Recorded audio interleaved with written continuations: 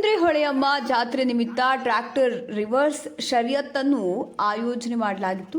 ರಾಜು ಪರಪ್ಪ ಗಂಡ್ರುಳ್ಳಿ ಪ್ರಥಮ ಬಹುಮಾನ ವಿತರಿಸಿದರು. ಶಂಕರ್ ಶಿರಗಾವಿ ದ್ವಿತೀಯ ಬಹುಮಾನ ವಿತರಿಸಿದರು. ರಾಮಪ್ಪ ಬಾಬು ಕಿಲ್ಲೆದಾರ ತೃತೀಯ ಬಹುಮಾನ ವಿತರಿಸಿದರು. ಶಿವಾನಂದ ಆದರಗಿ ಪ್ರಥಮ ಬಹುಮಾನ ಪಡೆದರು.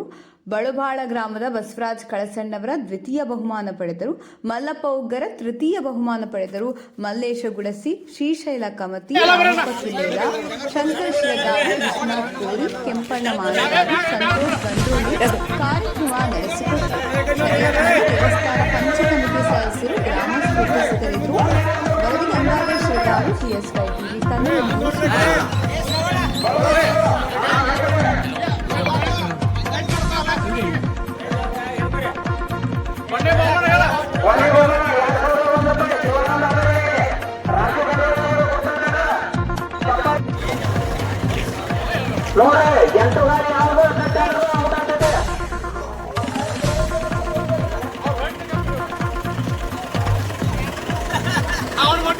JS Pine News